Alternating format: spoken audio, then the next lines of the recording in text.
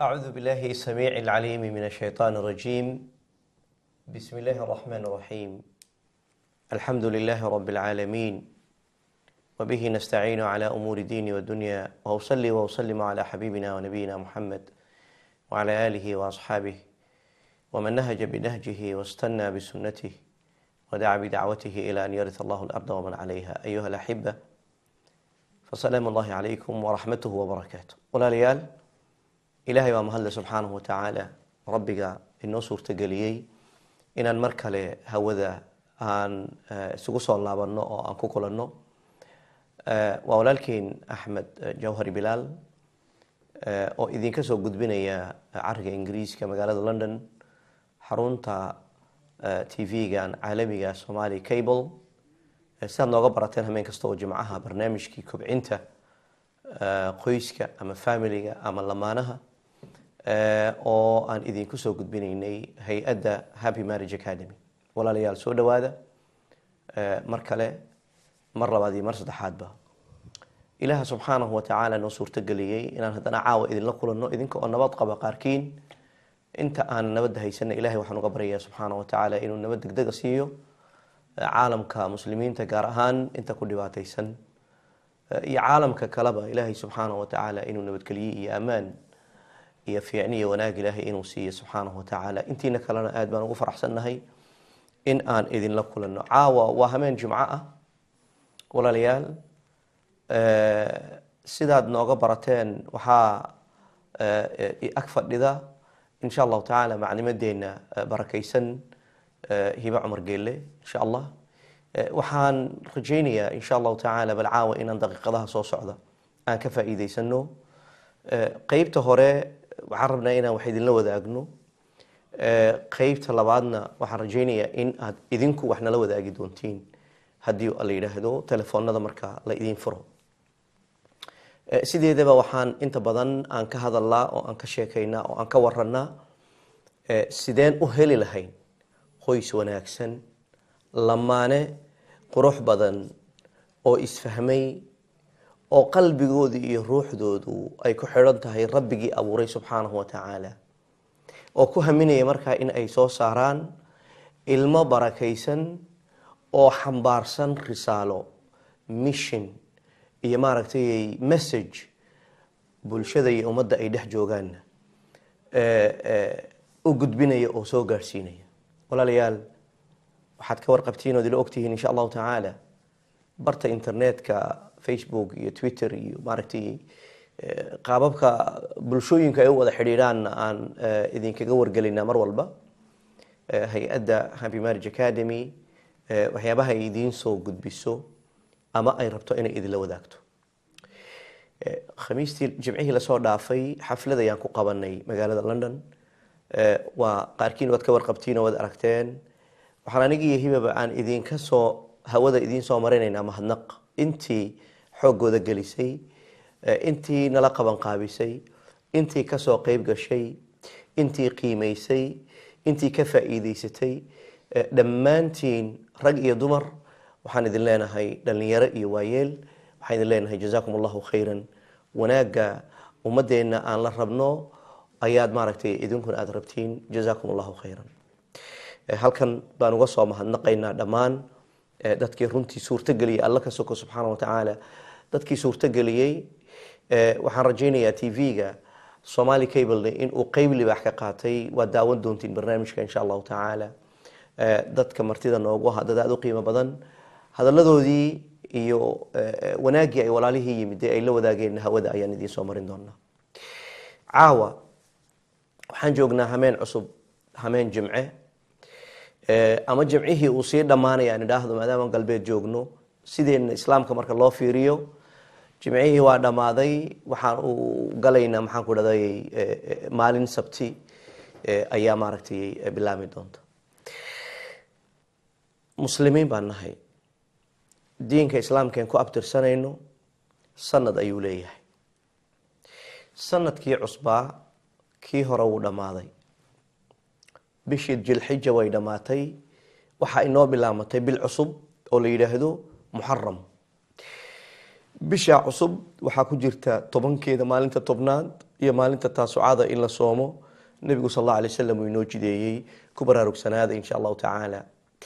su-aalaan isweydiinaynaa marka, maadaama rabno qoys cusub, qoys wanaagsan, qoys cusub yani qoys wanaagsan, dabcan qoys cusubna wuu jiraa oo waa la yeegleelayaa oo maalin kastaba waa la dhisaa, qoysasna way sii jireen. maadaama oon rabno nolosheenna inay wax iska bedasho, aan isla fadhaysano oon isweydiino su-aalo. su-aasha u horeysa aan ka bilaabayna waxa weeyaan, maadaama sanad cusub inoo bilowday oo sanad cusub oo hijri ah oo laga bilaabo maalinkii nebigu calayhi salaam maka uu ka hijrooday ee uu ka guuray, ee uu u guuray ilaahay dartii intuu uga tegay, uu u guuray madiine, uu u guuray. maxaa nebiga raray sala allahu calayh wasalam?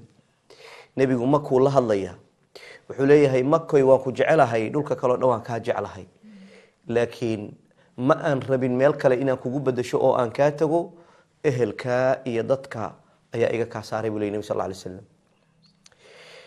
waxaan rabnaa marka caawa inaan isdul taagno, haddaan inagu muslimiin nahay, qaarkeedna aan ku nool nahay galbeedka qurbaha yurub iyo maraykan iyo australia iyo canada, qaarkeedna dalal kale aan ku nool nahay, hadday khaliij iyo carabo tahay, qaarkeen africa aan joogno dalalkeeda ballaadhan. maxaan bedelaynaa? maxaan ka guuraynaa? maxaan ka hijroonaynaa? maxaanse u hijroonaynaa? bilowga insha allahu tacaala, inta aanan su-aalaha aan u gelin insha allah, waxaan rabaa inaan kelmad yaroo muqadimo ah aan siiyo macalimadeena hiba cumar oo ay inala wadaagta iyaduna arintaa hijrada ku saabsan biidni illahi alkariim. jazakum allahu khayran. tafadali mashkuura. أعوذ بالله السميع العليم من الشيطان الرجيم. بسم الله الرحمن الرحيم. الحمد لله والصلاة والسلام على سيدنا وحبيبنا محمد صلى الله عليه وسلم. ولا ليال كسو دواذا برنامجك إن شاء الله. برنامج كيني أنوغا براتين سيد عادد واحد جمعة والبا. برنامج كاسون مر والبا إيدي كحسوسينو نفهننا كحسوسينو أنك قوضا شاكيسانو هرماركا إيو مادرتي وانا قريركا guurka aan kaga hadalno iyo sidii loo wanaajin lahaa mujtamaca unaga ugu yar oo guurka ah oo reerka labada qof ee wada nool ah, sidii aan u wanaajin lahayn walaalayaal. kusoo dhawaada insha allah barnaamijkeeni isagoo live ah caawa. su-aaluhuna hodhow toola way noo furnaan doonaan. caawa sidaa uu walaal axmed uu sheegay, waxaanu ka hadlaynaa hijradii rasuulka sala allahu calayhi wasalam, qudwada aan ku dayano maaragtay imaamkeenii rasuulkeenii maadaragtay ayaan hijradiisii caawa aan fiirinaynaa. reerka iyo maadaragtay guurka hijradaasi maxay ka baran karaan? hijrada maxaan ka baran karnaa? wixii aan ka baran karno cashara ay ku jira ee noqoseeya maanta inaan kala soo baxno ayaan rabnaa biidni illaahi alkariim insha allah. casharadaasina way badan yihiin runtii. waa casharo oo qeybta ugu horeysa hijradii rasuulka intuuna bixin, uu maka ka bixin, muxuu sameeyey, qaabkuu u dhaqmay, siduu isku diyaariyey, niyadiisu sidee ahayd, sababtii keentay hijradu maxay ahayd, waxaasoo dhan in la daraaseeyo, iyo hijradii siday ku bilaamatay iyo intii hijrada lagu jiray. iyo casharada kale ugu dambeeya waxay noqonayaan hijradii markay dhammaatay oo la naba tegay oo madiine ay tegeen, qaabka ay u dhaqmeen, sidii loo soo dhaweeyey, tadxiyadii ay u muujiyeen ansaartii, noloshii dhannayd iyo maxaa hirgalay. waxaasoo dhan inaan ka hadalno ayaan u baahnay walaalayaal insha allah. wajazaakum allah khayr dhegeysigiina aadna dhegeysanaysiin. kudana soo dhawaada barnaamijka. baarak allah fiikum. aad baad u mahadsan tahay hiba cumar, khayr allah ku siiyo. hijrada aan sheegnay runtii nebiga sala allahu calayh wasalam waxaad wada garanaysiin runtii oo aad wada akhrideen, siiradana aad ka dhagaysateen. nabigeena sala allahu alay wasalam risaale in lagu soo dejiyey, islaam, diin cusub. jaa alislaamu qariiban wasayacuudu qariiba. diin cusub oo markaas aynan haysanin qorayshtii uu nebigu ka dhashay sala allahu alay wasalam, ama carabtii xijaaz deganayd, ama markaa maka uu deganaa aynan haysanin oo aynan oqoon. waxaa cajiiba runtii, waxay lahaayeen dadkaasi in ay ixtiraamaan, ay qadariyaan bilaha ilaahay uu ku tilmaamay ashhur lxurum, bilaha karaamaysan, bilaha barakaysan, bilaha uu ilaahay subxaanahu watacaala uu ka doortay 12 bilood ee sanadku uu ka kooban yahay. iyagu way qadarin jireen, wayna ixtiraami jireen. runtii agtooda ixtiraam ayay ku lahayd, ayagoo oonan aan haysanin diinta islaamka aanan haysanin. waxaa walaalayaal markaas runtii isweydiin leh, annaga markaan sheegayno hijrada sida ay soo sheegtay walaal Hibo, waxaan uga baahannahay in aan ka fiirino dhinaca maxaan ku idhaahdaa qoyska. nabigu reer buu lahaa sallallahu alayhi wasallam, aabuu ahaa, mas-uul buu ahaa, qaa'id buu ahaa. waxaa dhacday sallallahu alayhi wasallam in ay qurayshi risaaladii ay fahmi waayaan, nabigana ay damceen in ay dilaan oo ay yiraahdaan nooga raaxeeya dhibka iyo maaragtay iyo mushkilada uu nagu wado, warkan cusub naga joojiya. adeerkii Abi Talib markay u tageen waxay ku yiraahdeen wax kasta sheego, wiilkaagana sii, wiilal tira badan oo aan haysano ayaan ku siinaynaa oo ku booskiisii kuu gali, isagana waan isdhaafinaynaa maaragtay sharkiisa. Abi Talib waa taqaaniin, nabiga aad buu u jeclaa sallallahu alayhi wasallam. wuxuu isku dayay inuu ku yidhaahdo adeerow arrintan maad ka joogsatid ood iska daysid. nabigu wuxuu ku yidhi sallallahu alayhi wasallam, haddii ay awoodi lahaayeen dayaxana cadceedan inay gacantayda midig ka dhigaan, dayaxana gacantayda bidix ay keenaan, arrintan ka zuuli maayo ilaa uu ilaahay subxaanahu wa tacaala uu ka dhigo islaamkan iyo diinkan mid ummadda oo dhan wada gaadha, ama anigu aan kii ku dhinta aan noqdo. oo maaragtay yacna go-aanka uu nebigu qaatay sallallahu alayhi wasallam meesha uu taagan yahay fiiri, yacna waa meel aada u sarreysa. waxaa marka go-aan qaadashada maalan qoys marka ay go-aan qaadanayaan wada tashi baa ka dhexeeya. aan ku heshiina markaa mid fiiriye, aan ku heshiina mid. shalay markaad keli ahayd keligaabaad go-aan qaadanaysa, meeshaad u safraysa keligaabaad tegaysa, cidda aad raacayso keligaabaa maaragtay la heshiinay oo raacay. iminka marka aad qoys noqotay, wax badan oo shalay markaad keliga ahayd aad samaynaysay baad maanta ka tanaasushay. haddaad go-aan keligaa qaadanaysay, go-aan maad qaadan kartid keligaa maanta ilaa inaad la tashato reerkaaga ood u sheegto mooyaane. waxaa laga yaabaa ragga qaarkood inay yidhahdaan maxaan uga sheegaya.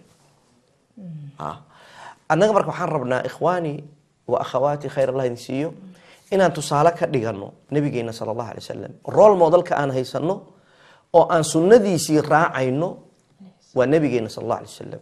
nabigeenu haweenkiisa uu la tashanayay, wuu u sheegayay, asagoo waxyi ku soo degayay sallallahu alayhi wasallam oo waxyigu hagayo ayuu la tashanayay. haweenka nabiga sallallahu alayhi wasallam kumay dhibaynin arinta uu u keeno, kamay diidaynin waxa uu u keeno, way u fudaydin jireen nabiga sallallahu alayhi wasallam, wayna la hayeen dacwada oo way la wadeen.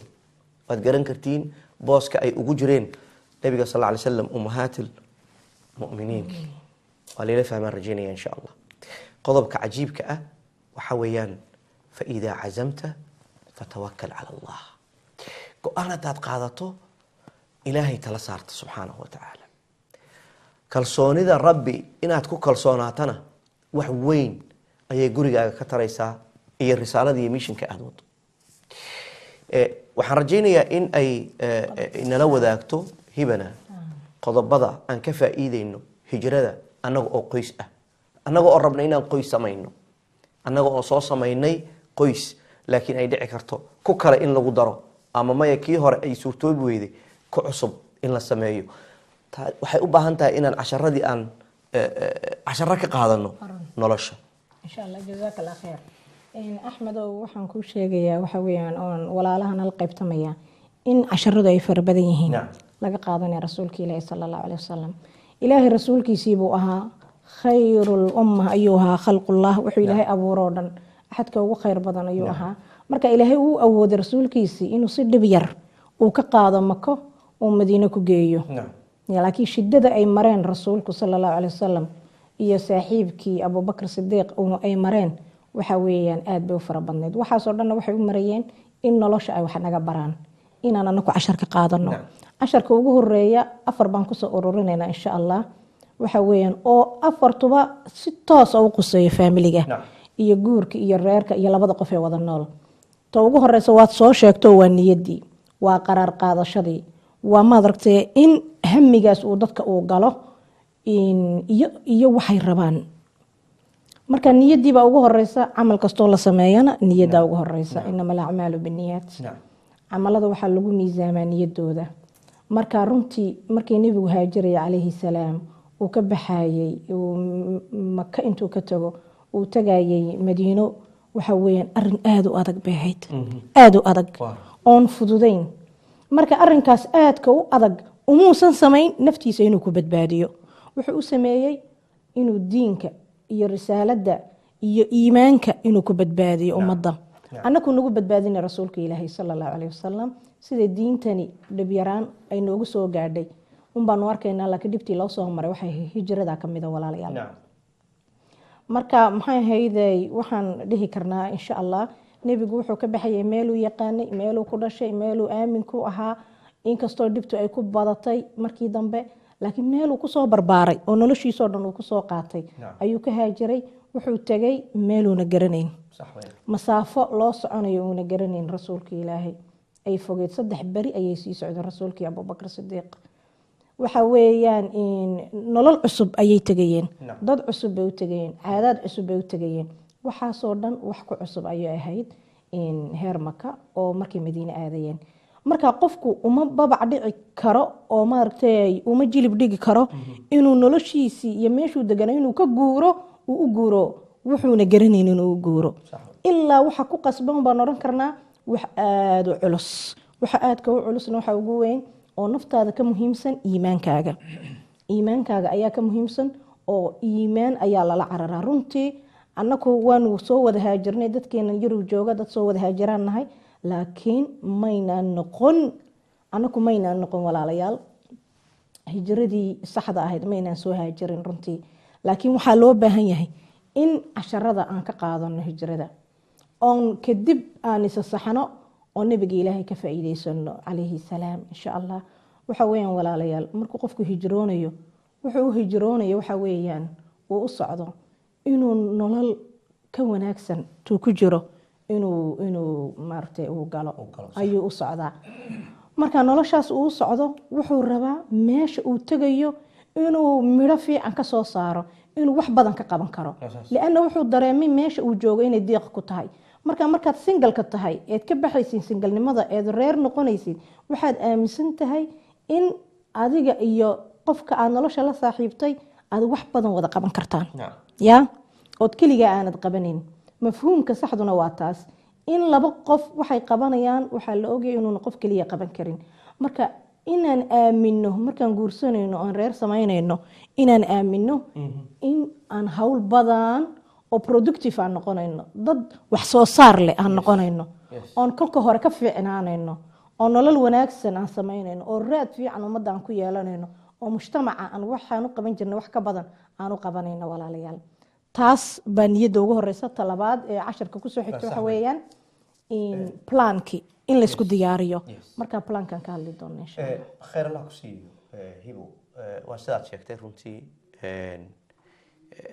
nolol cusub markaad galayso waxay u baahan tahay qorsheyn iyo baarandig nabigu markuu hijroonayay sallallahu alayhi wasallam saxaabadiisa uu u wacay uu u yeeray uu la shooray oo la tashaday qorshe ku bixin marka plan bay ku bixin plankay ku bixin waxay sameeyeen طبعا iyagana munaafiqiin baa ku dhex jira oo من وقتها كسر بلو إلى هذنا واجوجا منافقين تاسي محن كون هذا إسكو ضي إن ورك إيه information كإيو وحيابها أسرار تأثرت إيو فافية أو بناك أو بحية إلهي نجح حجابي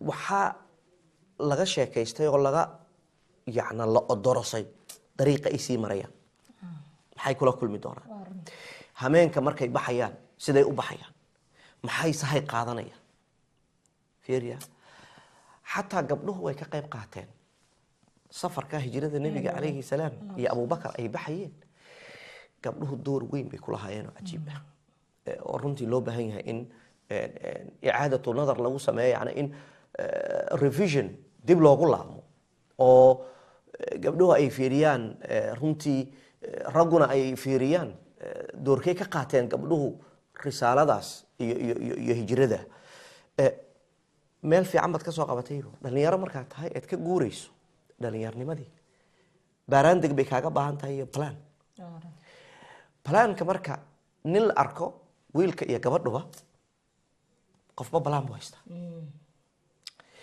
wiilka wuxuu isleeyahay sidaan yeel kan samee gabadhuna sidaan yeeloo kan samee iga raali noqda mararka qaarkood yani waxyaabo nasiib darro ah jira oo dhaca waxaan aada uga cudur daaranaynaa runtii oo inaan ka murugoonna ay tahay especially dhalinyarada in inta gurya la dhiso guryahaasi markiiba bil 2 bilood ka bacdi qaarkood ay yacna waan isfahmi weynay maaha qofkaygii yani wax aan loo baahnayno marka waxay ku tusaysaa taasi qorshe yarida balaanka aan saxda ahayn degdega lagu galay waxaa jira sida oo kale kuwa qurux badan oo qorsheeyey oo isbartay oo ku guulaystay oo ilaa maanta runtii aniga marka kuwaasaan rabaa in la badiyo sheegooda runtii waa buuxaan haddaad rabtiin waa inii sheegaynaa qaarkood runtii siday sameeyeen waa in dib loogu noqdo la weydiiyo maxaa ka dhigay inay ku guulaystaan way diraaseeyeen arrinta guurka ayay isku dayeen inay wax ka akhriyaan inay bartaan inay isbaaraan inay is ogaadaan ma lihi yacni waa top of the top bay yihiin laakiin waxaan odhanayaa ilaa hadda waxay ku guulaysteen inay wada joogaanay guri ka soo wada baxaan ayagoo happy isku ah marka waa maxay balaankaasi waa journey waa safar guurku waa safar aan ku ekayn adduunyada keliya oo ilaa aakhiro ilaa janno safarkaasi markayba way noo sheegtay niyadda ha la wanaajiso niyadda ha loo sheego in safarkaa loo galayo alla dartii subxaana wa tacaala wax kastoo for the sake of allah ilaahay dartii loo qabtana barakuu yeeshaa oo u wanaagsanaada waxaan marka balaanka runtii waxaan ka soo qaadanaynaa meesha qoyska in la qorsheeyo hadday ku soo dhaafto xataa ood qoysku dhex jirto maadaamay hijro cusub aan yacna sanad cusub maadaama u yahay inaan isweydiino maxaan qorshayn karaa hadda meesha aan jooga ka bilow caawa halkan baan joogaa soo maha sideen halkaa ku aadi karaa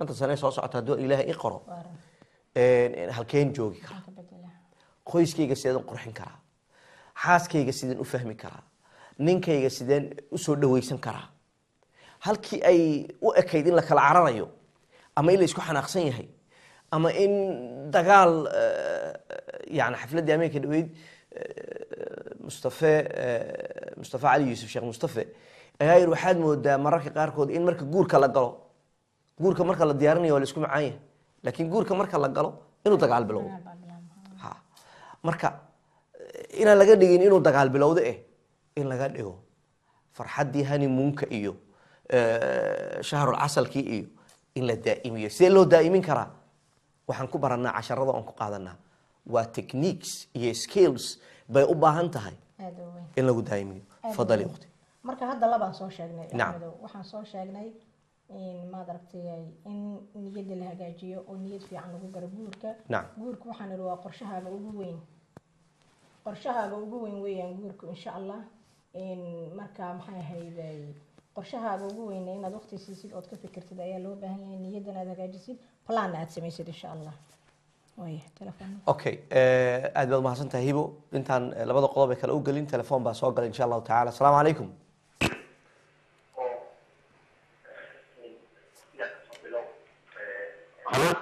السلام عليكم walaal meeshaad naga soo wacday iyo magacaaga khayr allah ku siiyo telefoonkan iska TV-ga iska gaab insha Allah.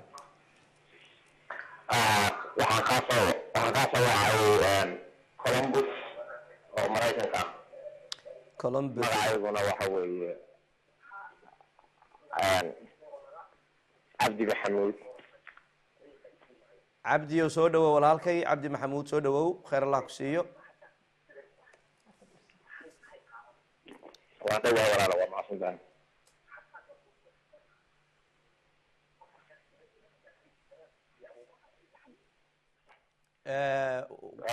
ku soco Cabdi Maxamuud oo Columbus ilaahay idin ku xifdiyo soo dhawow walaalkii barnaamijka horumarinta qoyska Happy Marriage Academy ay idin soo gudbinayaan Axmed Jawhar iyo Hiba Cumar insha Allah. walaal waa soo dhawahay waa ku mahadsantahay waa soo dhawahay.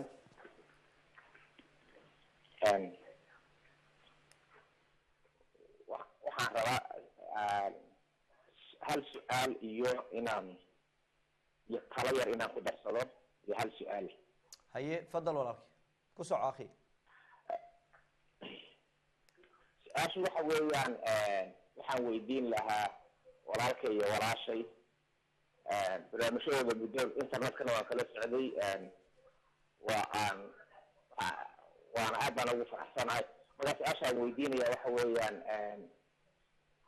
ma isku dayeen marna dadka qoysaska cusub ee Soomaaliyeed ee abuurmaya ee inta lagu bilaabo guriga Ilaahay haddana lagu dhamaystiro guriga shaydaan oo habeenkii inta la isku yimaado saaq dhexe ilaa uu ka bayeeyo hees iyo bale iyo baas oo meesha ka dhacayo ka dhacdana lagu soo khatimayo gurigii xalaasha haya ka bilowday guriga Ilaahay. taas marna ma kala hadleen ummadda Soomaaliyeed qaasiyaan haweenka oo arrinta aad u gudaabiya. su-aasha koowaad weydiinaya waa taas marna haweenka Soomaaliyeed ma kala wacdiyeen sababta hadda waxa laga hadlaya asaaska guriga sababta guriguna hadduu ku bilowdo wax wanaagsan oo ku dhamaadaa. صح وي su-aasha koowaad talada labaad ee ku darsanaya waxa weeyaan walaalkay iyo walaashay arrinta qoysaska la dhisayo ee Soomaaliyeed ama muslimiinta ah waa hadda ay rabaan in soo qaateen hijradii nabiga sallallahu alayhi wasallam iyo si u noolaan jireen asxaabta.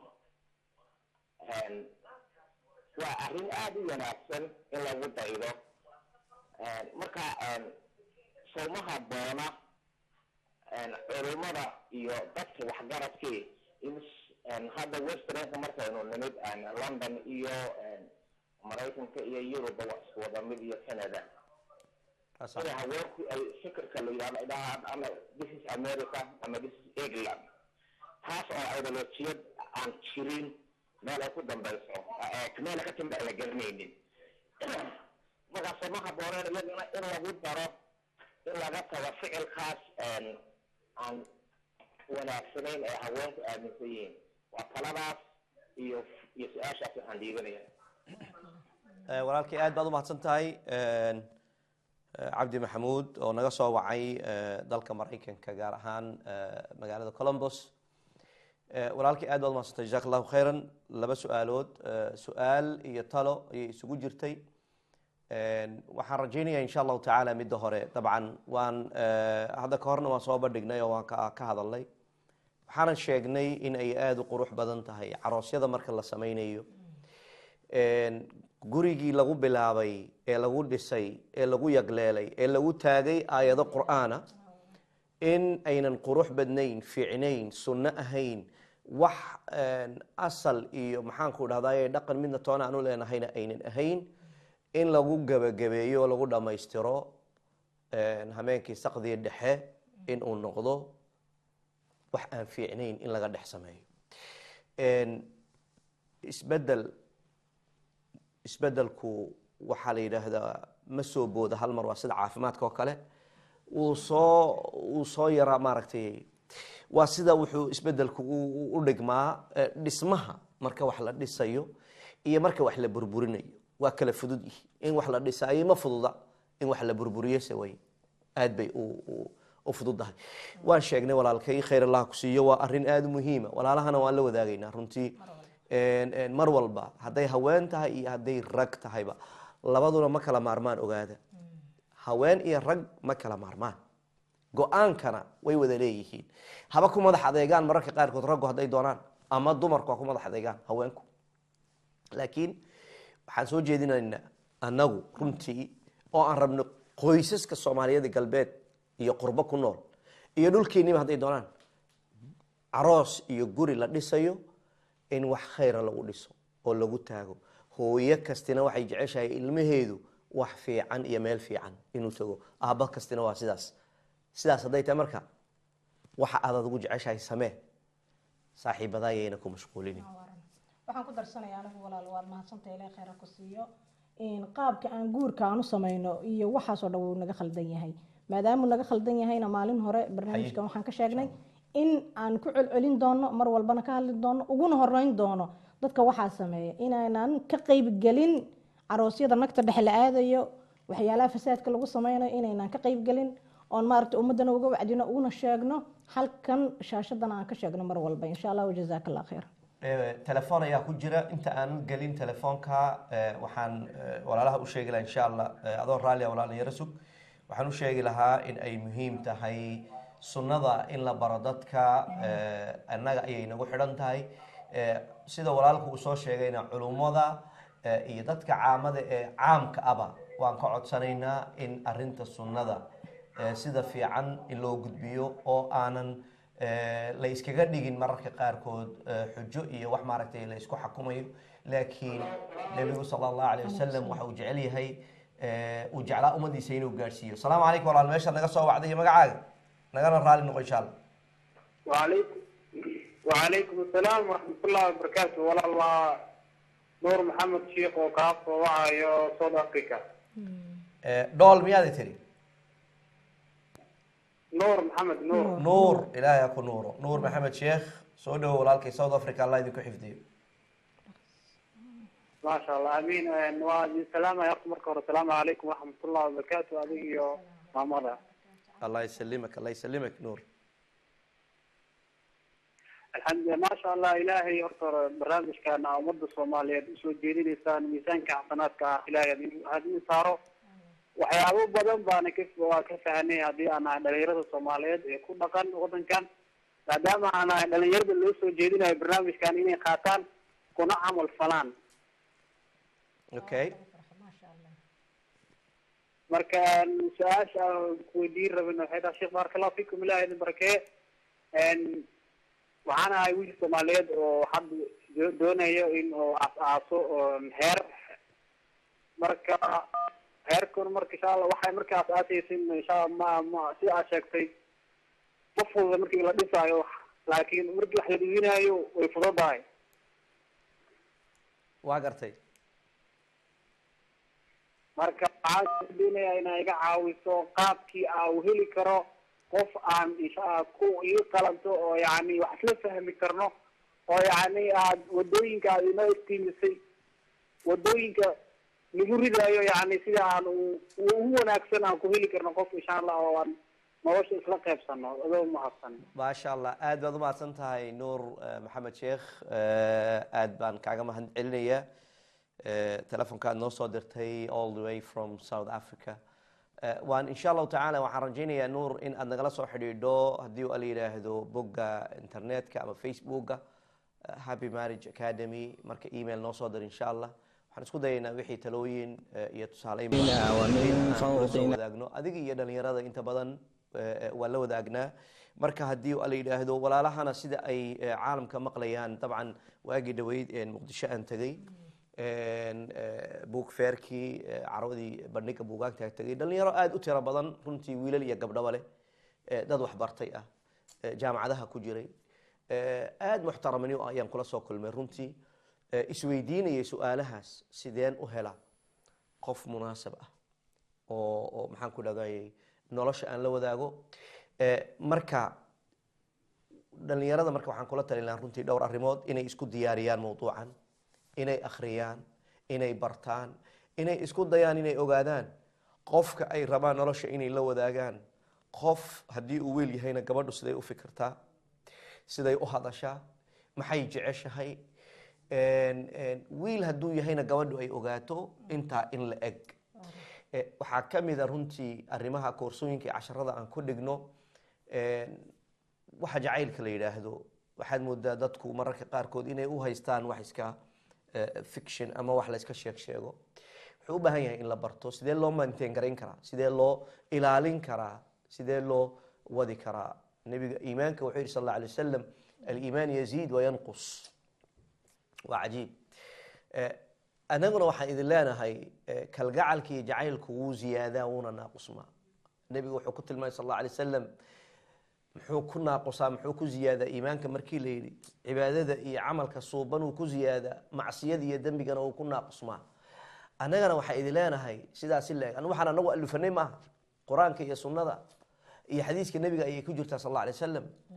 ixsaanka marka aad isku fashaan jacaylka aad isku qabtaan uu idiin ziyaadi.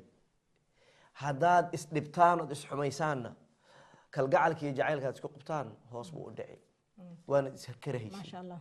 waxaan ku darsan lahaa axmed oo walaalka wiilkeena raadinaya guurka iyo inuu gabar carooso, runtii meelo horta dadkan in loo sameeyo ayaa la rabaa. nuur walaal nuur South Africa, in dhalinyarta loo sameeyo meelo ay ku kulmi karaan oo wanaagsan. waxa weeyaan waa wax in laga shaqeeyo u baahan, waayo dhalinyartu way wareersan yihiin, way dawaqsan yihiin. ta kale nuura waxaan kuu sheegayaa in hal qof oo gabadh amaha waxaad caroosaysid waa reerkeegoo dhan waxaad guursanaysid.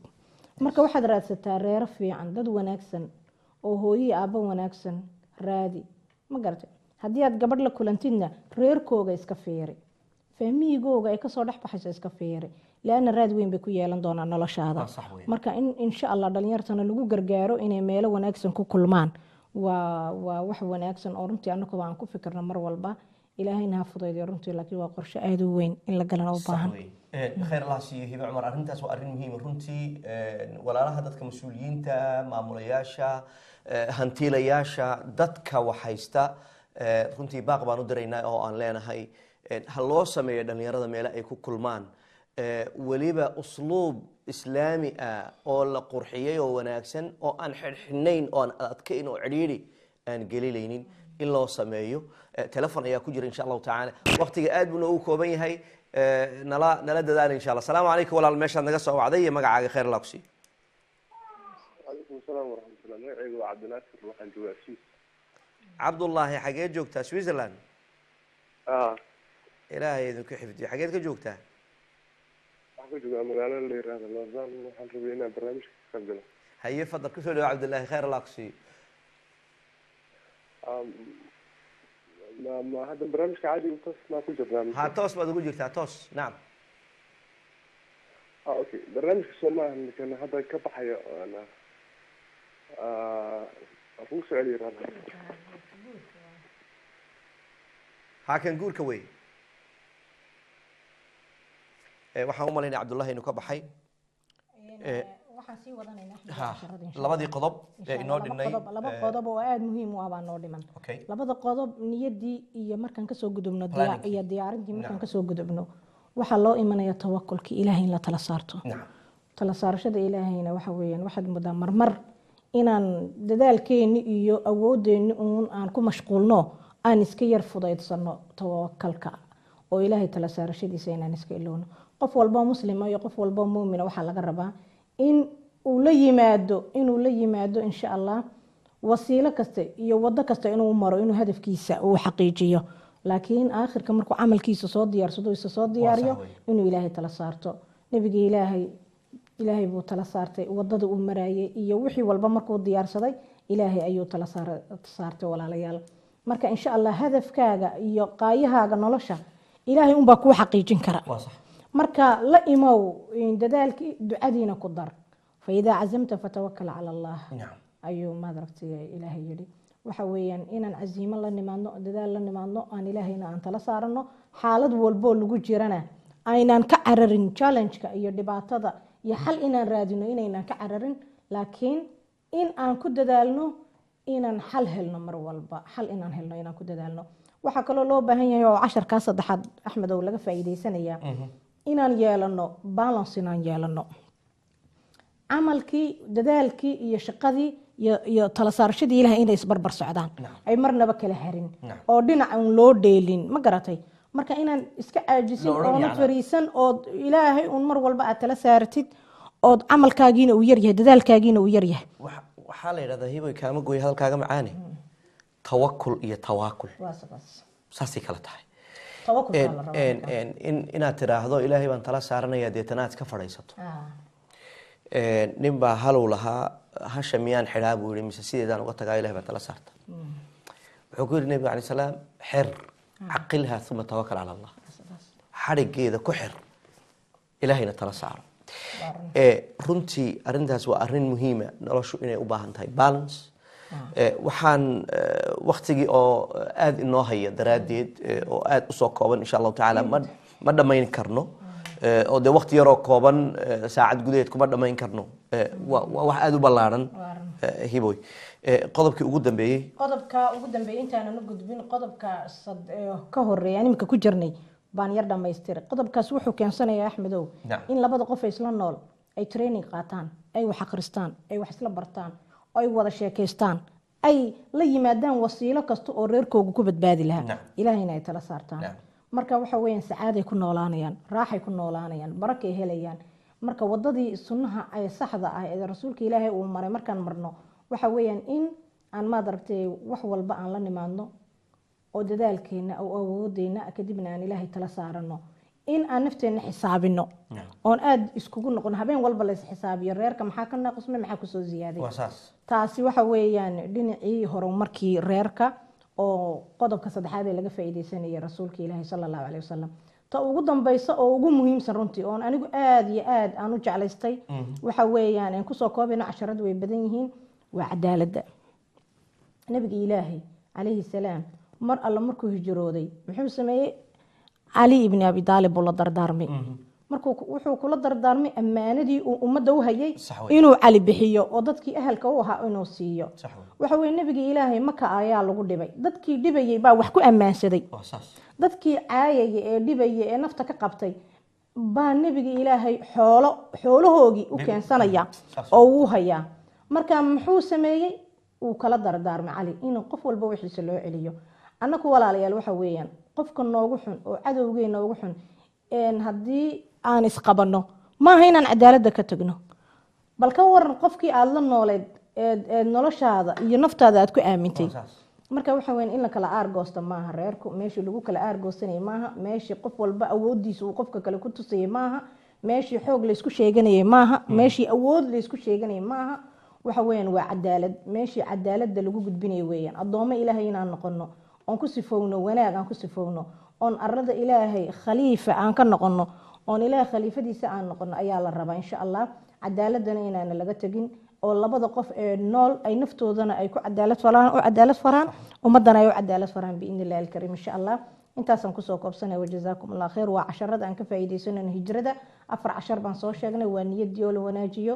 waa diyaar oo la isdiyaariyo maaragtay preparation la sameeyo waa maad aragtay allahumma salli ala sayyidina maxamed in ta saddexaad waxa weeyaan ilaahay oo la tala saarto ta afaraadna in cadaalad la sameeyo oo reerka cadaalad lagu dhaqo oo ilmaha loo cadaalad faro oo kuwa isla dhashay loo cadaalad falo oo jaarka loo cadaalad faro oo waalidkii loo cadaalad falo intaas ayaan ku soo koobsanay ma sha Allah barakallahu fiiki aniga su'aalaan idin qaba idinka waan soo gabagabadii barnaamijka ayaan marnay waxay ila muuqataa runtii ilaahay khayr siiyo macluumadeena hiba Umar in aan in yar uun korka aan ka yar dul marnay maanan dhaadhicin waxay u baahan tahay in la dhaadhaco marka kow idinkaan idin dirayna inaad dhaadhacdaan oo aad isweydiisaan qoys kastoo caawana fiirinaya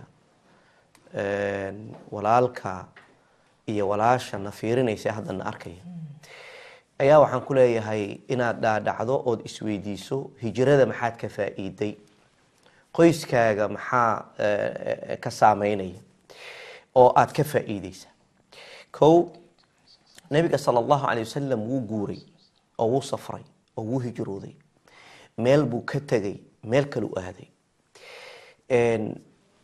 marka aan u bedelo dhaqan waxaan u baahannahay islaamku wuxuu inoo keenay dhaqan wanaagsan. nebigu wuxuu ina baray sunno fiican. sunnihii dhaqan yacna waxaa inaga qaldan. su-aaluhu waa tan: maxaan ka hijroonayaa, maxaanse u hijroonayaa?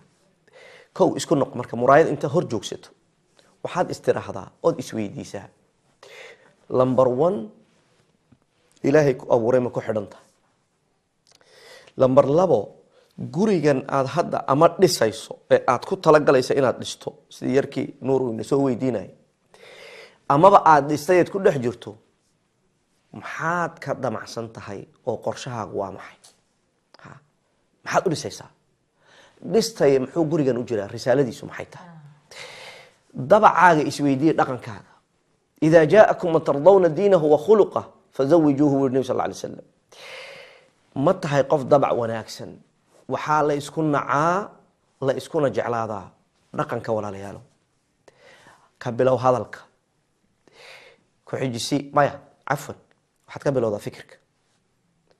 fikirkaagu wuxuu xakumaa hadalkaaga, wuxuu xakumaa ficilkaaga, dhaqankaaga, behaviorkaagu xakumaa.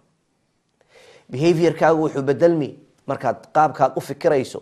waxaad aaminsan tahay sida in loo dhaqmo ay tahay, aada wax ka bedesho halkan, waxaa bedelmi dhaqankaaga. dhaqankeen iska bedelaa oo igu xun, ama qofka aan la noolahay uu iga dhibsadaa, muxuuse jecel yahay? yaa kuu sheegaya? iyada warayso, isaga warayso. la fadhiiso, wada fadhiista, isweydiiya. marka waxaa inoo ballanaya insha allahu tacaala, walaalka iyo walaashana daawanaya hadda na fiirsanayo, adiga ayaan kuu sheegaynaa, kula wadaagaynaa insha allah, inaad isla fadhiisataan ood isweydiisaan oo tiraahdaan, hadday dhaqaalo tahay, hadday dhaqan tahay, hadday hadal tahay, haddii ay ilmo tahay, haddii ay qaraabi iyo xidid ay tahay, maxaa laynooga baahan yahay? maxaan wax ka bedelaa nolosheena? sanad cusub baa inoo bilowday, 12 bilood baa ina soo socda oo ina sugaya. maxay inoogu bilaabmay? hadda ka bilow. bartamaha markaad maraysa isweydii, targetkaagii ma u dhowdahay? dhammaadka markaad ku dhowdahay waxaad istiraahdaa imisa shay baad hirgelisay. markay kuu dhammaado sanadkuna wixii aad qabsatay ma ku hirgaleen? jazaakum allahu khayran. waxaan aada ugu mahadnaqayaa walaasheen macalimadeena hibe cumar, inoo soo jeedisay 4 qodob ee aada maqlayseen. runtii waan rajeynayaa guryaha insha allahu tacaala in looga sheekaysto haddii eebba idmo. waxaan u mahadnaqayaa telefishinkan caalamiga ah ee fursadan in aan idinku soo gudbino barnaamijkan ina wada siiyey dhammaanteen. ilaahay ha barakeeyo, khayr allaha siiyo. waxaan u mahadnaqayaa walaalaha gadaal fadhiya halkaa saacadaha intay fadhiyaan si ay idinku soo gudbiyaan sawirkan iyo muuqaalkan iyo waxan aan idinla wadaagayno. jazaahum allahu khayr baan leenahay. ugu dambeyntii idinka oo guryihiina fadhiya oo na fiirsanaya oo telefoonka noo soo diray, idinkana aad baan idinku mahadnaqaynaa. haddaydaanan idinku jirin cidaan wax la wadaagno ma jiri lahayn. marka waxaan idin leenahay waadna karaamayseene, ilaahay idin karaameeyo. waxaad nagula soo xidhiidhaan wada fadhiista oo wada sheekaysta oo qofka kale ha weydiiyo hadalkaadii. waxaan idinka codsan lahaa insha allah labada isla fadhiya na fiirsanaysa hadda isku mahadnaqa idinkuna insha allahu tacaala, waayo labadiina asala oo gurigan taagay oo qiimo badan. jazaakum allahu khayran. nagala soo xidhiidha facebooka Happy Marriage Academy insha allah. su-aalaana la soo weydiiyey xalaqaadkeena soo socda ayaan idinka jawaabi doonaa insha allah. jazaakum allahu khayran. salaamu allahi calaykum waraxmatuhu.